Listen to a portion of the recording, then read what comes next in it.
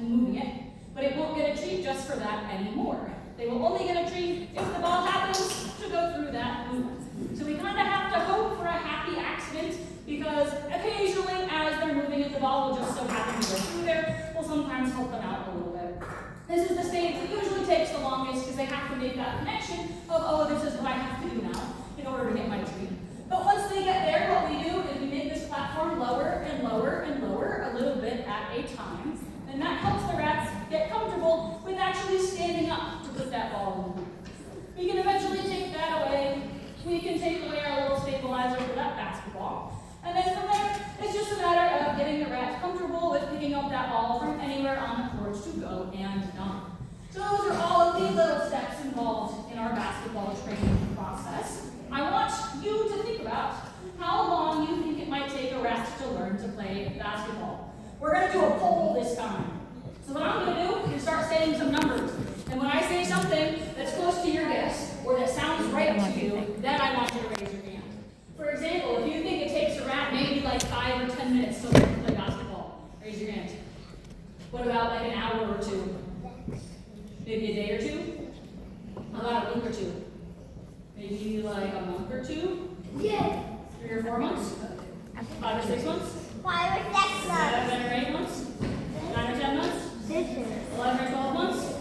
Is someone going to raise their hand no matter what number I say? So the thing about rats is that they are all different. They all learn at different paces, just like we do. And so we can have rats that are a year or longer into that training process and still not fully trained, and that's okay, because we want to kind of go at their pace and meet them where they're at. We've been doing this here for a very long time, and I have been told the fastest we've seen it happen was just 2 weeks. But that is a very rare occasion. That was a very smart, very talented rat. On average, we see it take about 5 months. So we spend about 1 to 2 months on that socializing that I mentioned, and then about 2 to 4 months on the rest of those steps. Are we ready to see it in action? Yeah. I thought so. Really quickly, before I bring the rats out here, though, can you all get super duper quiet so you can hear this? Ooh, that was really good, but can anyone hear this? Probably not. Here, you can try it. Hold it up next to your ear and then move it out a little bit farther. Once you get kind of like right here, you can't even hear it anymore, right?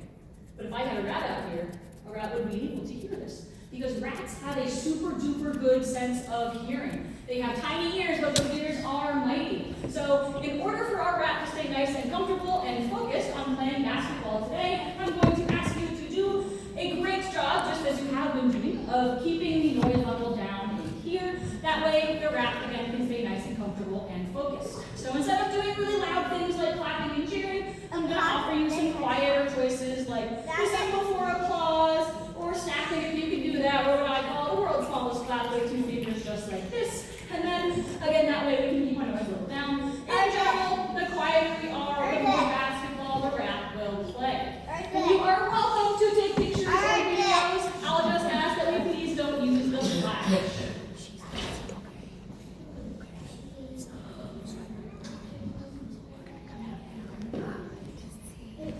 She was a bit behind that curve. Took her about 8 months to get fully trained up, but now she is a pro.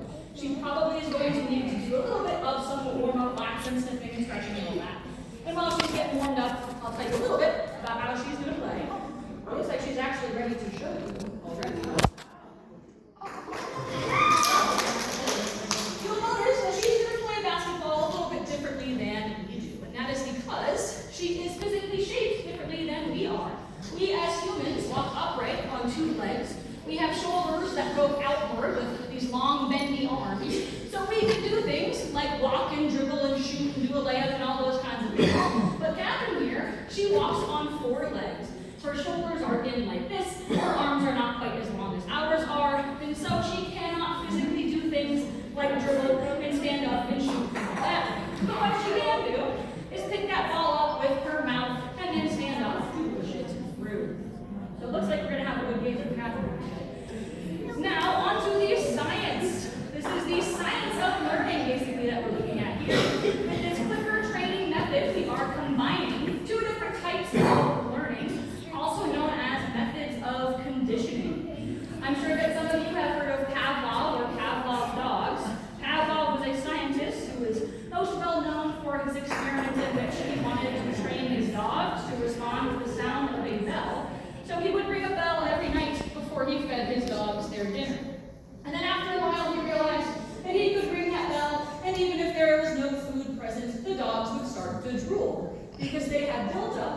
the association of the sound of the bell with getting fed.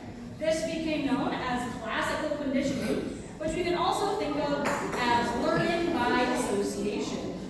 So when I'm clicking a clicker during training, before giving the rats their treat, they learn to associate that sound with getting their treat. And so that's kind of our way of marking the behaviors that we are looking for. Now you'll notice that I'm not using that clicker that I just spent so long telling you all about. And that is because this is a fully trained rat. She clearly knows what she's doing. I do not need to be marking the behavior that I am looking for.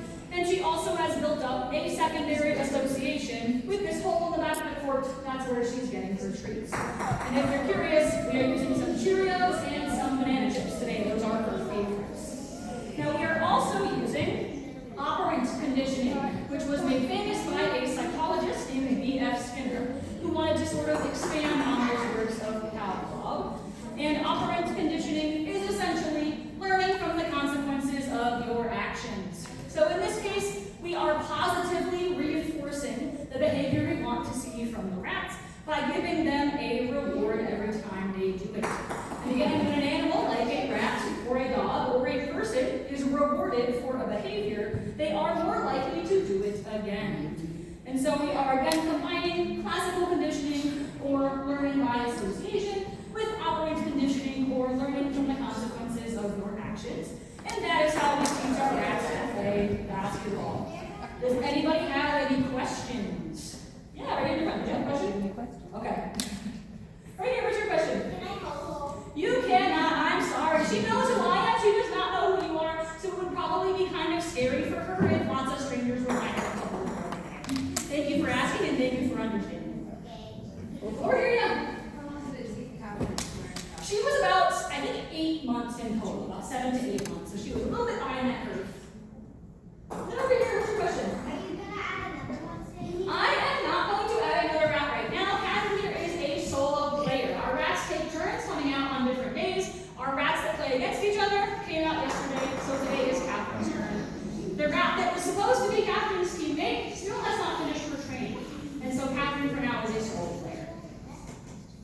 So she's just solo build today? What was that? She's just solo build today? Yeah, so she does not play against another rat because again, the rat that she was supposed to play against is not fully trained up. And then right here in the blue, what's your question? How can make that in the hoop? Because she practices a lot, and I give her lots of treats. And then right here in the stripes. Does Catherine go for a hoop? She does not go through the hoop, but I'm glad you asked. Those of you who may have seen the rat basketball before, or for those of you who haven't, there is one other way that rats could possibly get that ball through the hoop, which we call body dunking, which is where the rats will, yes, follow that ball through the hoop with their entire body.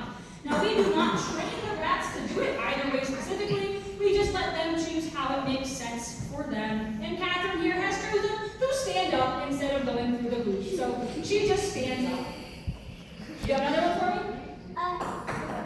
Does Catherine Is it Aura or Mary? Is that your question? or Mary go for a hoop? Yes, so our rats, Aura and Mary, who are the rats who play against each other, they both do go through the